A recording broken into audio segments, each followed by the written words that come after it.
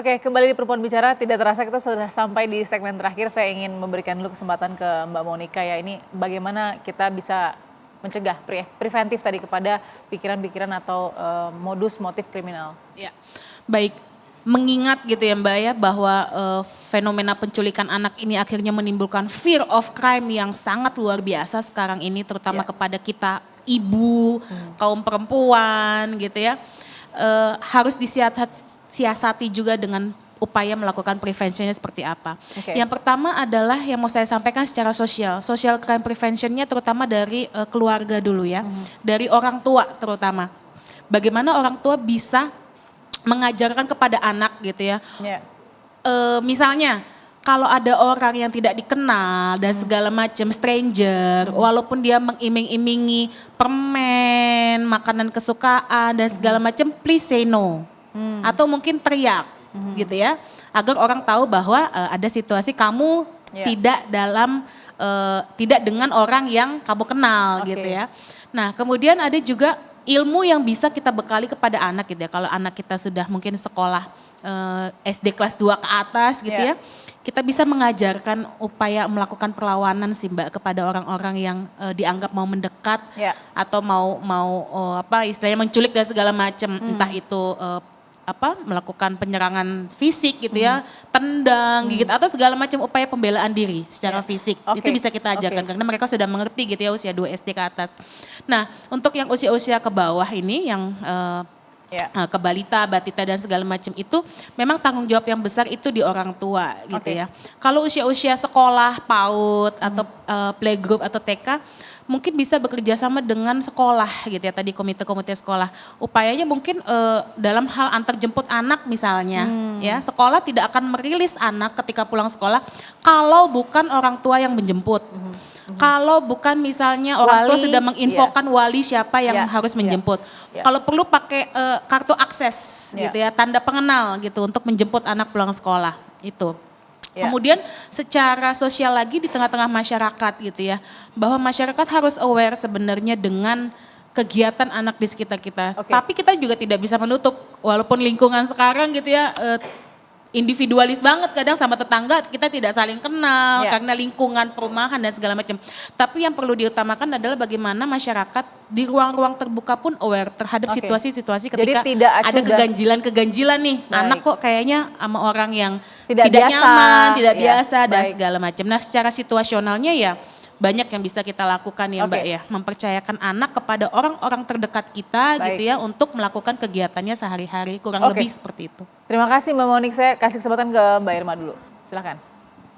Oke, tadi saya ingin menambahkan aja tadi dari Mbak Monik gitu ya. Kalau saya sih sebenarnya kita kan berupaya nih agar anak-anak kita yang nanti menjadi orang-orang dewasa ini kan tumbuh sehat, mereka bisa berempati ya, terus kemudian sensitif dan peka. Itu memang betul-betul harus dimulai dari dalam keluarga itu sendiri. Jadi bangun hubungan yang hangat dengan anak ya, terbuka, kemudian kita juga peka terhadap kebutuhan anak, terus kemudian menanyakan perasaannya seperti apa, dan kita concern jangan hanya tadi ya, jangan hanya concern ke akademisi aja gitu ya. Kalau sekarang menumbuhkan karakter ini kan PR besar ya buat kita semua gitu, dan itu dimulai dari kita. Jadi intinya adalah bagaimana mencegah mereka jangan sampai menjadi pelaku tindak kriminal atau tindak kejahatan, dimulai bagaimana kita membangun hubungan yang positif dan hangat dengan anak-anak kita.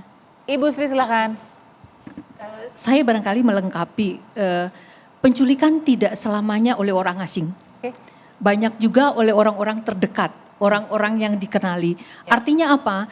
Di situ pada konteks itu kita harus membiasakan bahwa anak selalu menanyakan kepada orang terdekat, apakah Bapak Ibu, kalau Bapak Ibu ada di kantor dengan pengasuhnya atau siapa yang terdekat, saya lagi mau pergi ini, lagi ini, mau ke sana, mau keluar nih, diajak, saya mau keluar, dia selalu izin, selalu pamit. Nah, satu lagi tadi, pola asuh, komunikasi, nah biasakanlah mencari tahu, orang tua nih yang mencari tahu, kondisikan situasi, anak mau bercerita, apa saja hari ini yang dialami, dari pagi siapa, teman baru siapa, tadi ada cerita yang seru enggak?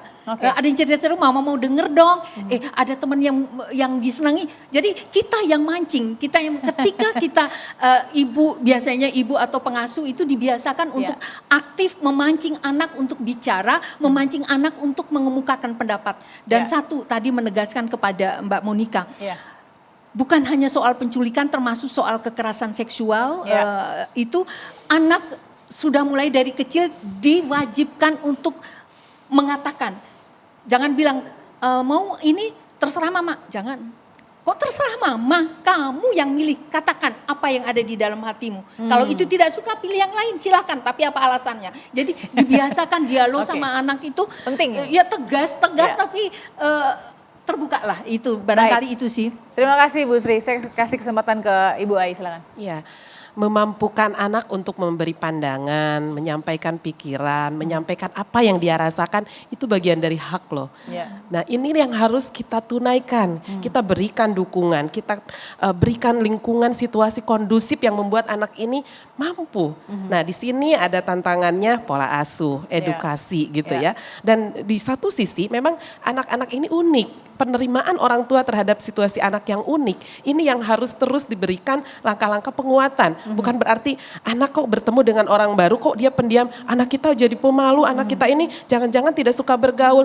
Itu adalah suatu antibodi anak secara alamiah yang kita harus berikan ruang yang kita arahkan supaya menjadi lebih baik.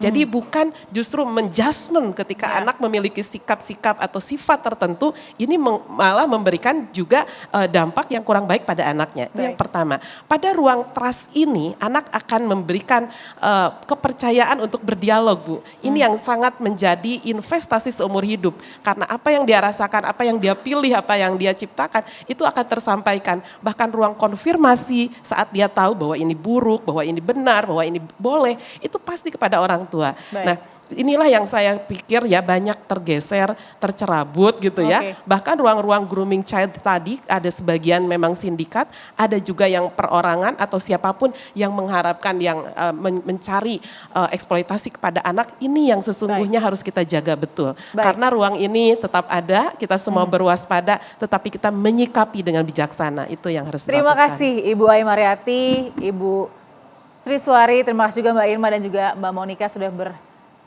sama-sama di sini ya, memberikan juga analisa dan juga solusi. Jadi kita tidak boleh lemah dan lengah begitu ya, tapi juga tidak boleh panik menghadapi kasus-kasus penculikan yang terjadi. Semangat, sehat, dan kita akan jumpa lagi minggu depan di Jumat malam dengan Perempuan Bicara. Sampai jumpa.